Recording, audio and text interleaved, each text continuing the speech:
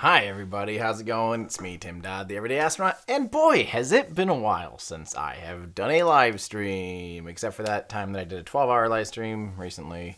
Other than that, hi guys, did you miss me?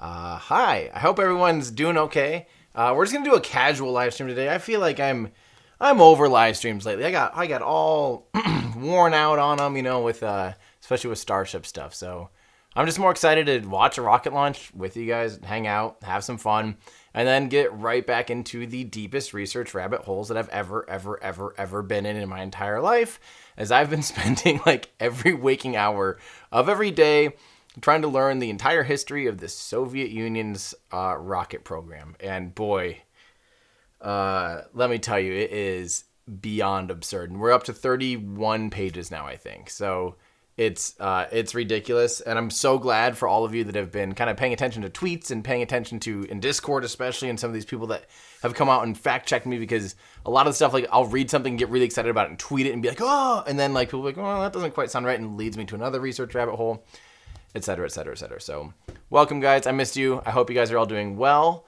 Let's hop right into this. Of course, if you guys want.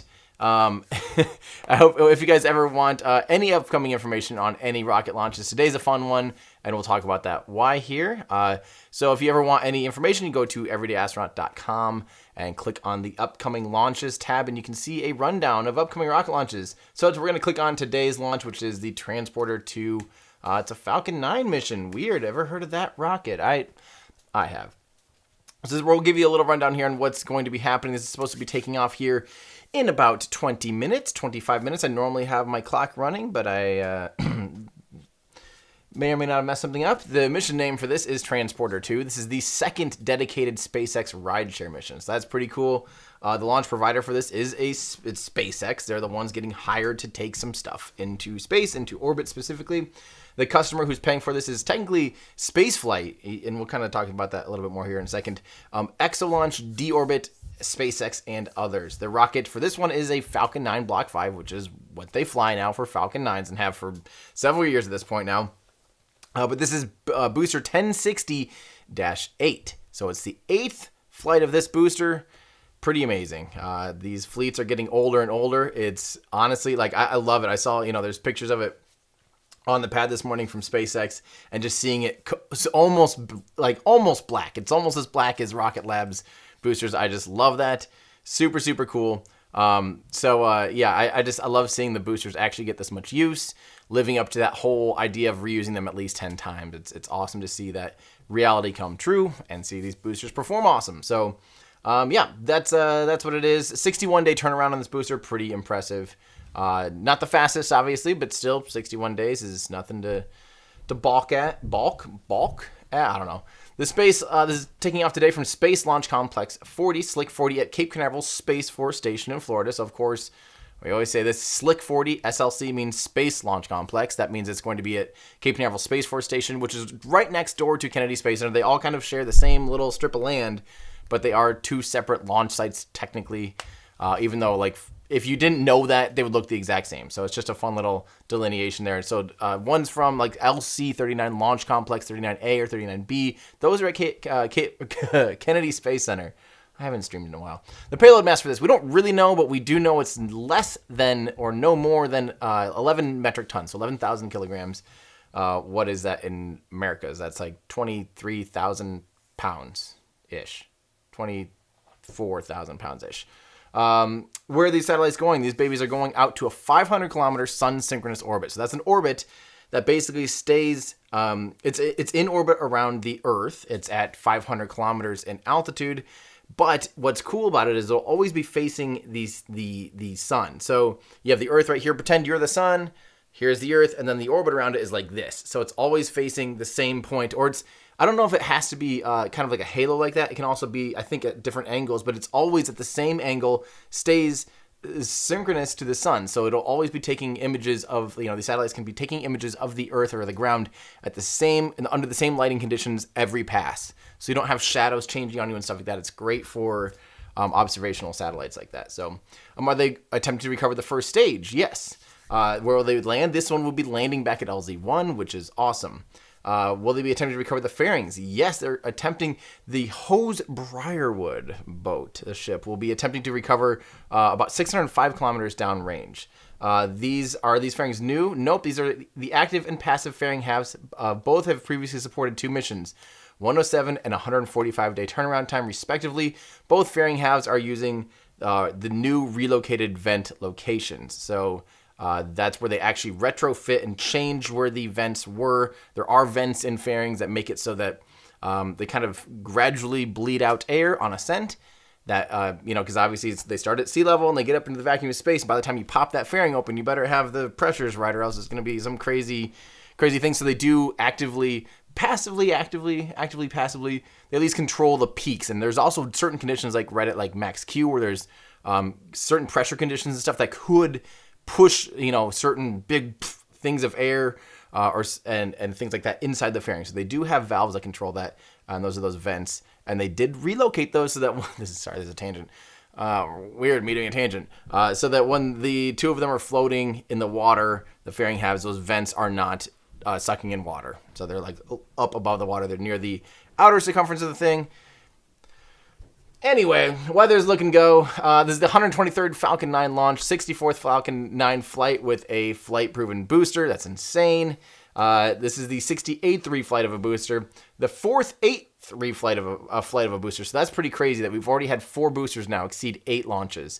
19th reflight of a booster in 2021, 89th booster landing, 20th launch for SpaceX in 2021. Now, also you might notice that the 89th booster landing, where was it? 89th booster landing, but 68th reflight. There was a lot of times, in the early days that they weren't reflying everything that they caught. So just keep that in mind. So that's why those numbers are going to be different.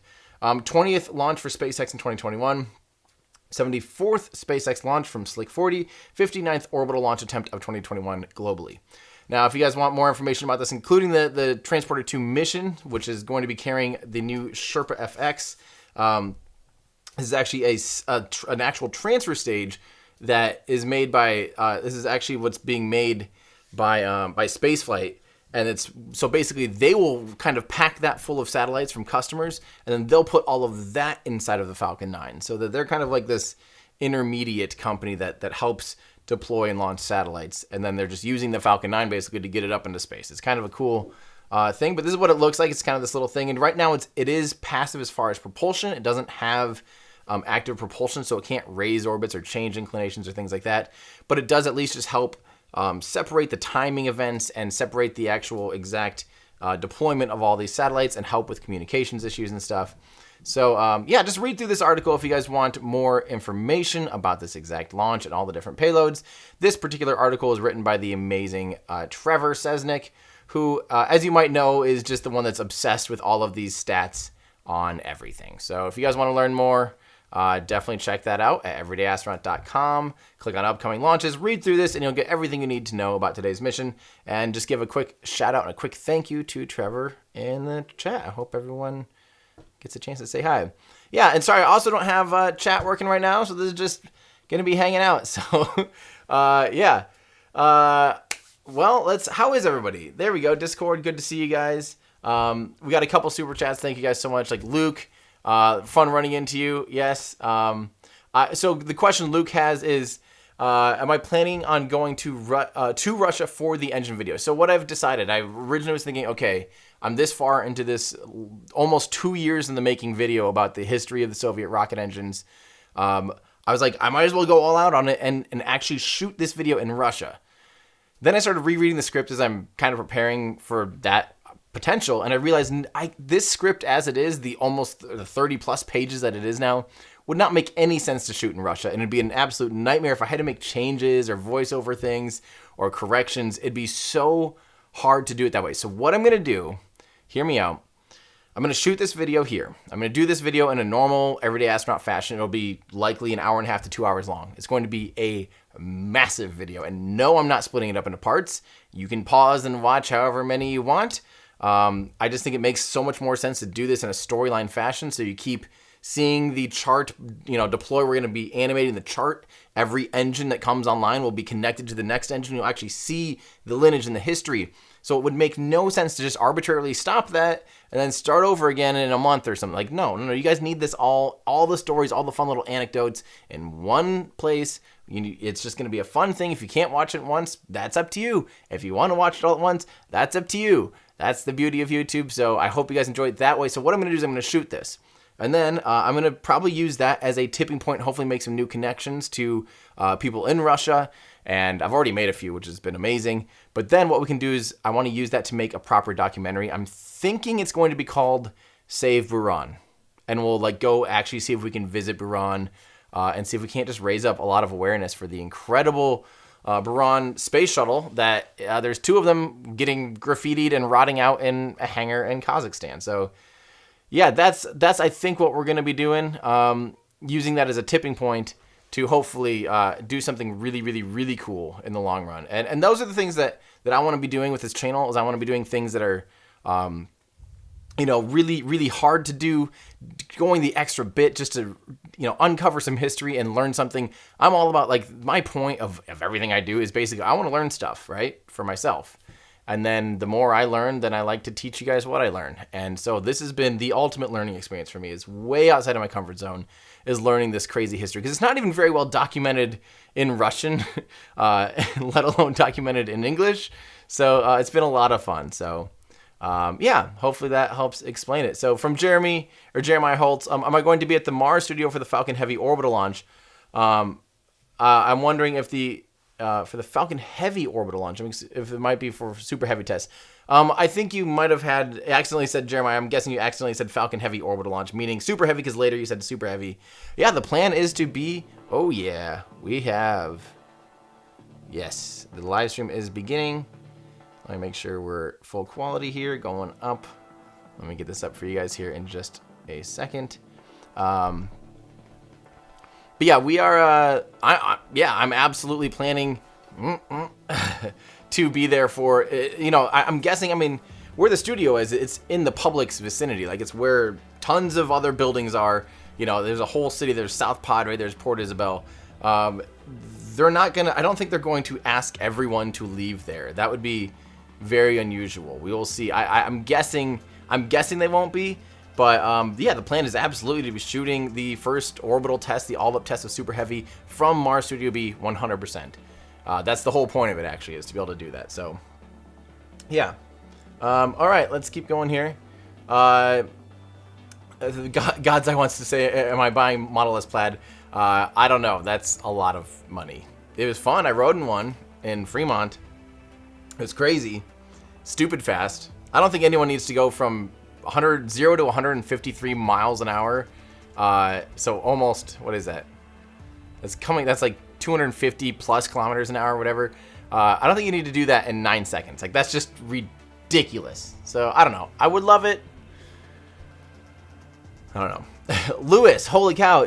Thank you so much from Lewis. Big fan. How feasible do you think it would be to create a mass simulator for Starship that's purely designed to be awe-inspiring on re-entry? Maybe calcium and magnesium for color. Not sure about the feasibility of scattering size, areas, patterns. Well, first off, thank you very much for the support. That really means a lot to me. That'd be interesting.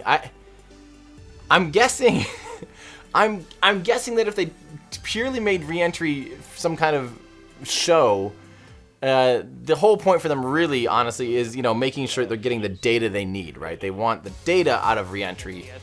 So maybe coating it in calcium or magnesium for pretty colors might not give them the exact data that they actually want to know about on re-entry, which is kind of the whole point of that particular test. So I'm not sure. I don't think they would do something like that. I think maybe later on they can deploy maybe some orbital re-entry magnesium balls or something that do pretty fireworks or something. But that would be. I'm really curious when they actually take Starship and Super Heavy to orbit.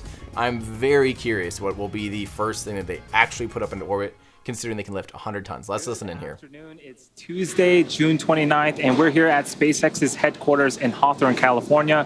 You're looking at a live view of Falcon 9 as it awaits its 2:56 p.m. Eastern Time launch from Space Launch Complex 40 at Cape Canaveral Space Force Station in Florida.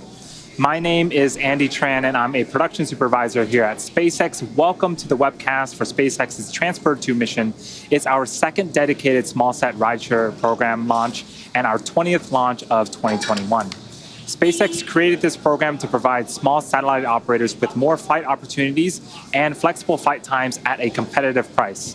There are 85 spacecraft on board in addition to 3 Starlink satellites. This includes CubeSats, microsats, and orbital transfer vehicles, sometimes called space tugs, which will deploy their spacecraft after separating from Falcon 9. On screen is Falcon 9 at Space Launch Complex 40. The 2-stage rocket stands 70 meters tall, and that is greater than the wingspan of a 747 aircraft. We prep Falcon 9 for launch in our hangar at the base of the pad, and then upon completing final checkouts, Falcon 9 rolls out to the pad and goes vertical. Today's mission is the 8th flight for this particular booster. It debuted about a year ago on the GPS-3 Space Vehicle number 3 mission, and it also supported the Turksat 5A mission as well as 5 Starlink missions. You can tell by the re-entry soot on the bottom of the vehicle that this booster has flown before. The bottom 2/3 of the vehicle is the first stage. Its objective is to accelerate the vehicle through the Earth's atmosphere to space and then separate from the rest of the rocket. From there, it will make its way back to Earth and target a landing back on land this afternoon on Landing Zone 1, which is the pad that you see on screen right now. And if you are an Eastern Florida resident, you might even be able to see Falcon 9 over the ocean and hear one or more sonic booms as Falcon 9 makes its way back to the landing zone. On top of the first stage is the black carbon fiber interstage. It connects the 2 stages and houses the pneumatic pushers that allow the first and second stage to separate during flight. Then on top of the interstage is the Falcon 9 second stage, which takes the payload to its eventual destination in orbit. After the first stage separates about 2.5 minutes into flight, the second stage will then carry the 88 spacecraft to orbit. In order to get to the intended orbit today, we'll need to light our second stage twice before deploying all of our payloads. And similar to the first transporter mission, we'll be flying a fuel dome payload tray, which is essentially a small platform mounted on the back end of the second stage fuel dome that will release a handful of spacecraft today. This is worth mentioning as we expect this tray to obstruct one of 2 MVAC views during flight. And at the very top of the rocket, the satellites are safely enclosed inside of the 17-foot diameter payload's fairing. That is what we're seeing on screen right now. This protects the payload from aerothermal loads, heating, and contamination during ascent. Once we reach the vacuum of space, we will jettison the fairing as the second stage continues its journey to orbit.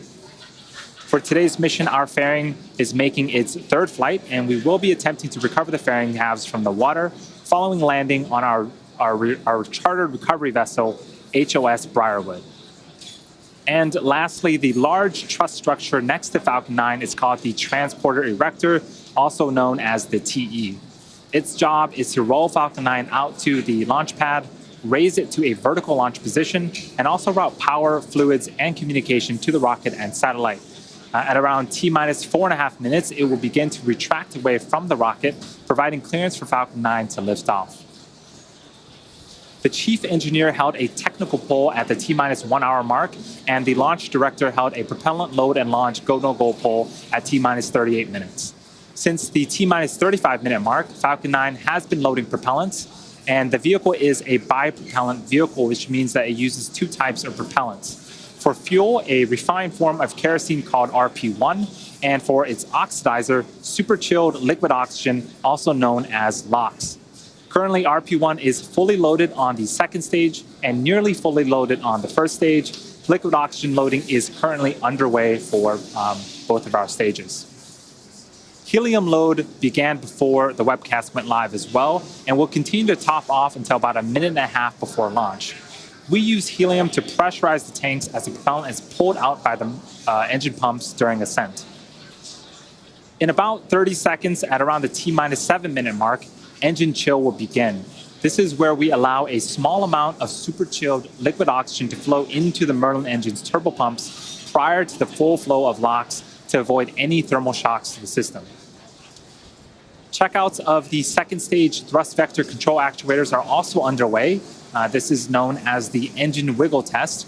We move the thrust chamber slightly to make sure that the guidance hardware is a go for flight. The first stage engines also perform the same wiggle test just seconds before ignition. At just under 7 minutes till liftoff, the vehicle is healthy. We are currently working no issues. Range and weather are both green for today.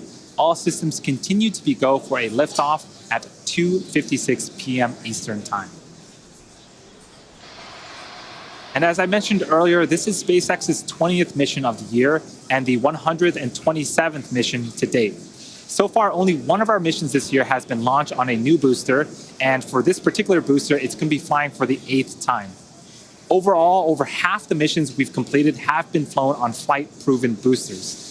Reusability allows SpaceX to refly the most expensive parts of the rocket, which in turn drives down the cost of space access. Stage 1 fuel load is complete. It also allows us to increase our launch cadence and provides more flight opportunities for our customers, like those on board today's mission. Last year, we launched more than any other launch provider in the world. On our first transporter mission earlier this year, we launched a record-breaking 143 spacecraft, which is super cool. And while there are fewer customer spacecraft on board today's mission compared to Transporter 1, we are actually launching more mass to orbit on this mission than the previous one. Several of the customers on board today's Transporter 2 mission have multi-launch agreements with SpaceX, so some of the names that you'll hear a bit later in the webcast might sound familiar to those of you who have tuned in for previous rideshare missions. We're targeting 3 dedicated rideshare flights to sun-synchronous orbits per year, and we also offer opportunities to ride to orbit on our Starlink missions, which launch every couple of weeks. Small satellites can ride to space on SpaceX's Falcon 9, Falcon Heavy, as well as Starship in the not-too-distant future. If you're interested in learning more about the rideshare program or want to reserve your own spot, head on over to our website at spacex.com/rideshare. We are just under 5 minutes till liftoff. Falcon 9 is now moving into the final stages of the countdown. Any moment now, the strong back will begin to open up its clamp. Once open, they will retract away from the rocket to its pre-launch position about 2 degrees away from Falcon 9. And as Falcon 9 lifts off, hydraulic arms will pull the strong back farther away to make sure that it is clear during liftoff. Strong back retract has started. And so there was the call out for strong back retract. You can see the clamp arms just under the fairing start to open up. The strong back is part of the transport erector, also called the TE. Again, its job is to roll Falcon 9 out to the launch pad, raise it to a vertical launch position, route power, fluids, and communication to both the rocket and satellite.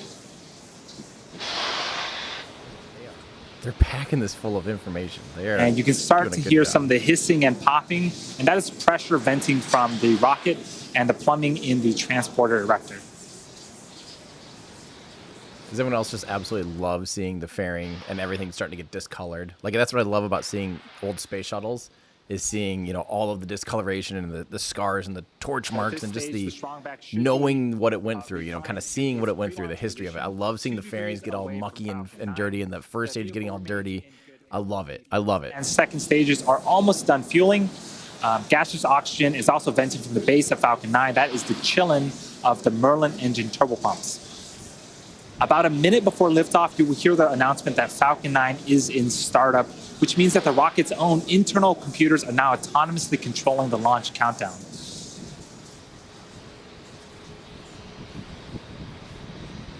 And just to check, quick in on weather, we're still green. The range is standing by to support today's mission.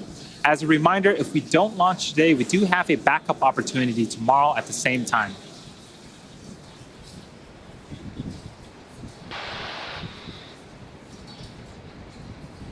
Yeah, it looks surprisingly overcast and cloudy, but that's not all that matters. For those that Blue are skies. just tuning in, on screen is a live view of Falcon 9 at Space Launch Complex 40 off the coast of Florida. We are in the middle of the Transporter 2 mission. This is SpaceX's second dedicated smallsat rideshare mission. I think I should mention, because I haven't heard it talked about. I didn't even mention it in the pre-launch preview section. If you live in South Florida, say Miami or south of the Cape, you're in for a treat, because this booster, actually, they're putting this thing into a polar orbit, basically. So they will be flying the booster south, and it will have to do this crazy, the upper stage will do this crazy dogleg maneuver to avoid overflying other countries, such as Cuba, so you don't drop any parts on cows, like what happened at one point in early space history.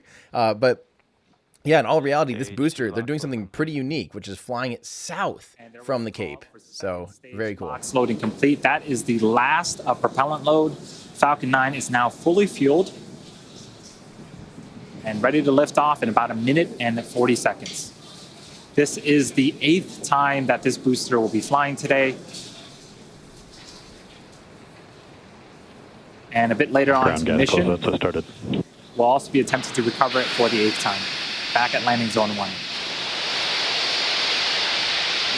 So you can start to see some white clouds forming around Falcon 9. That is normal and expected at this stage in the countdown.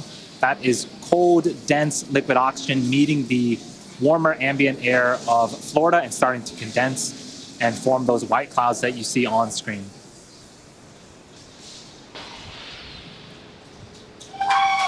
Flight computers in startup.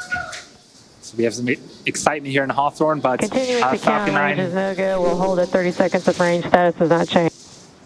Falcon 9 is in startup, and this means that the first and second stages are beginning to pressurize for launch. So they might go into a hold here. Sounds like there might be a range violation. So get ready. Don't be disappointed. We hear hold, hold, hold. So we're just about 20 seconds away from liftoff. LD, this is RCN. Countdown, range is no go. Repeat, range is no go. Hold, hold, hold. And we did hear the call to hold. Give us a second. We're going to check in with the teams and see if we can get some more information for you. No. That's no. The That's countdown no hold due to a fouled range. I'm gonna listen in here because they might still be telling us some stuff. Because they do have a full hour window. I don't know if they can cycle that quickly and go back into using the end of the launch window since they got into the terminal count. But so I'm gonna kind of listen in. I don't want to pull away from the screen here, but I do want to show you what Declan Murphy just showed me. It's pretty cool. Kind of the flight trajectory.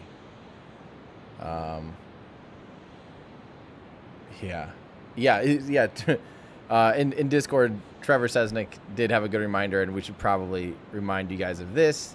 That it is definitely a major fine if violating the range can be a major fine. So please don't do that, because think about it. You just cost potentially hundreds of thousands of dollars of fuel and human labor hours, just preparing this vehicle for today's launch.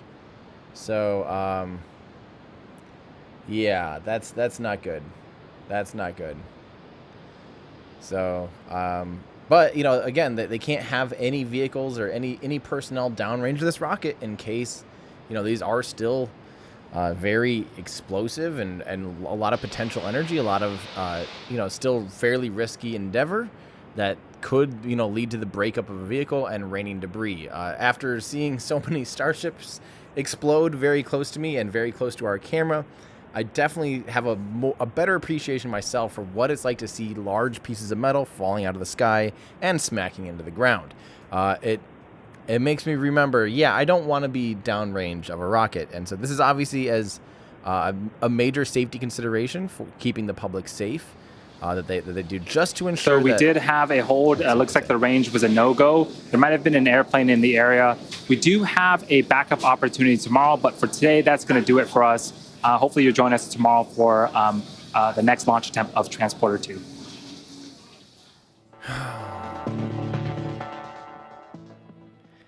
Crap. Well, geez. Here I try to stream for the first time in a long time, and that's what I get, I guess.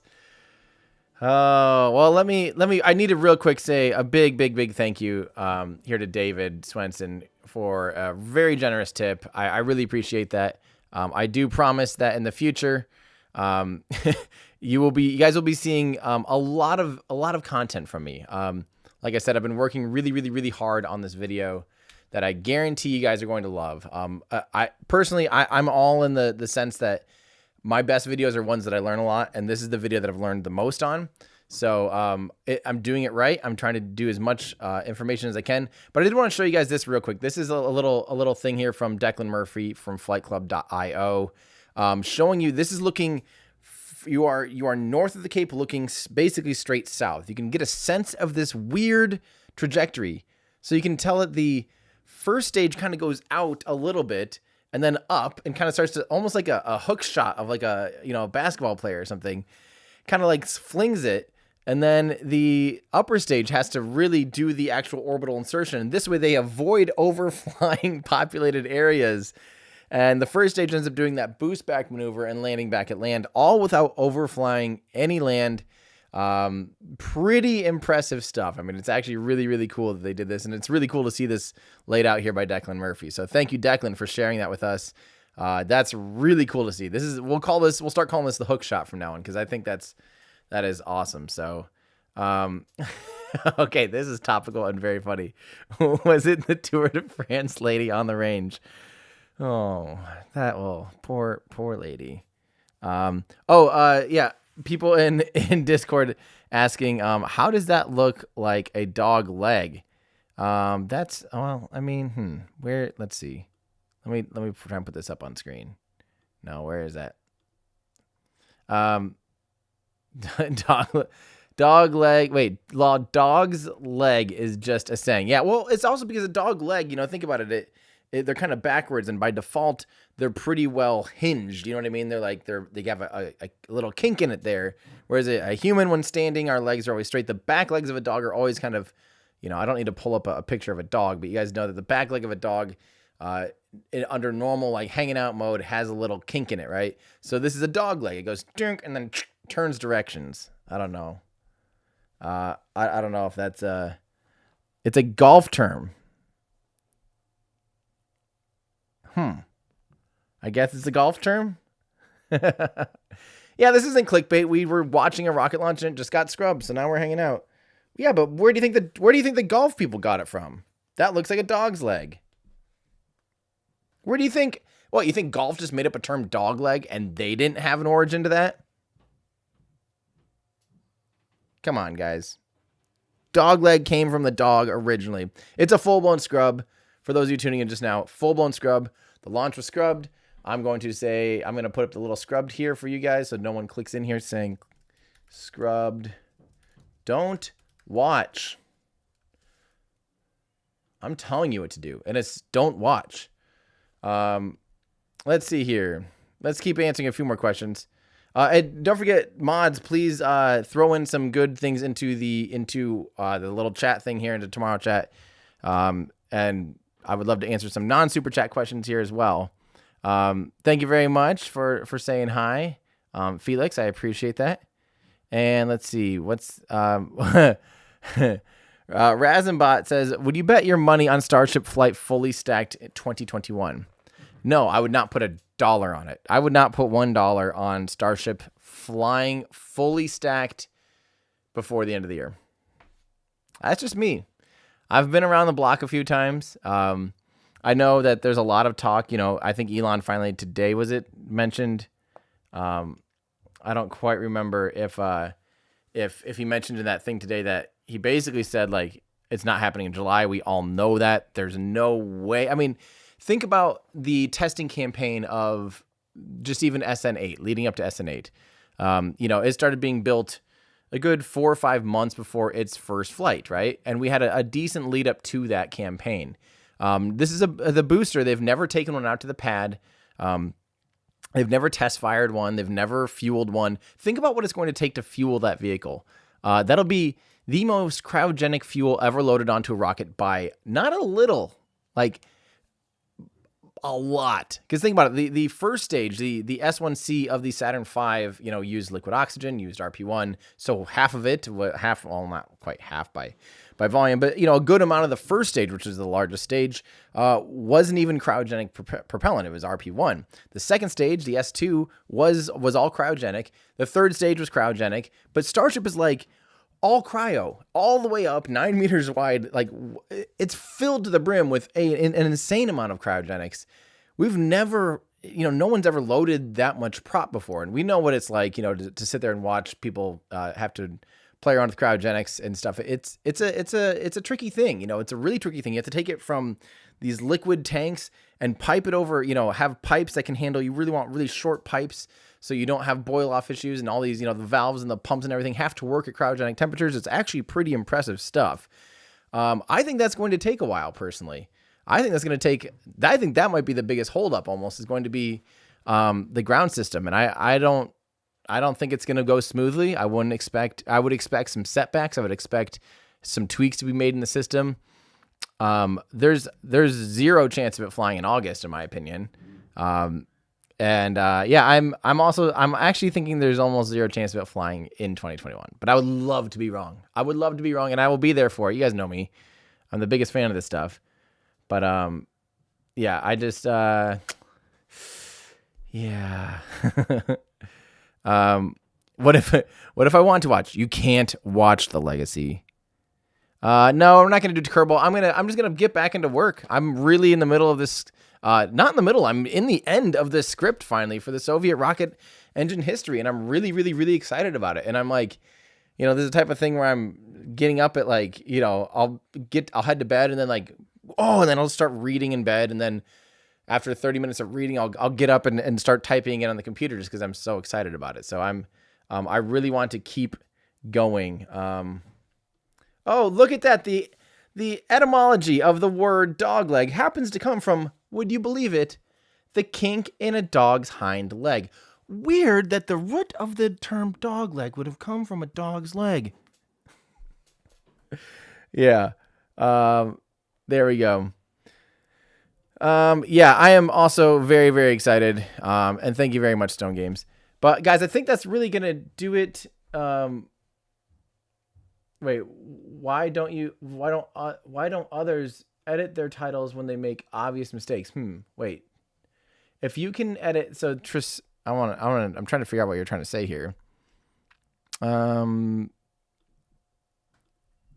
Let's see.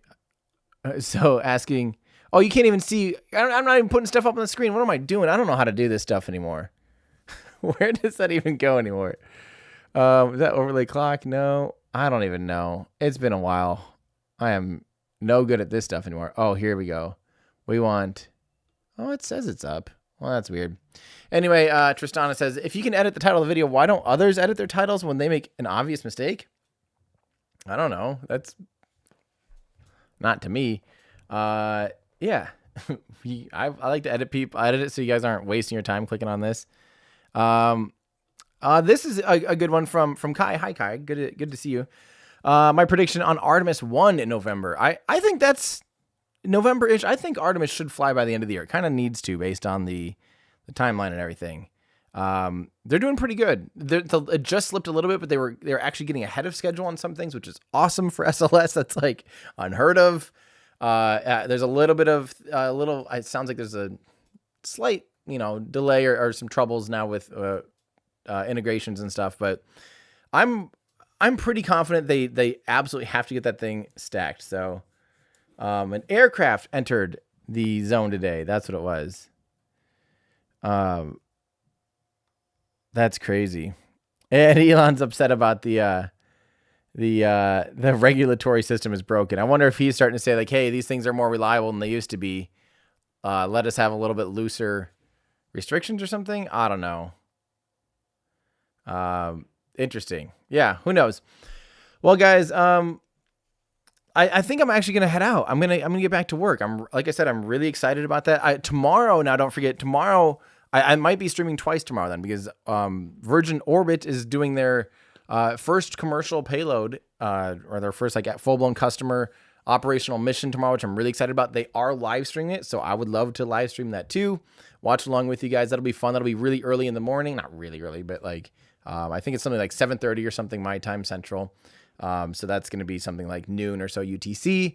And then this one, it will be about the same window as today. So, you know, what was that? Like 1:55-ish or 2 o'clock Central, which was 3 o'clock-ish Eastern, which is what, like 18 or 19 UTC.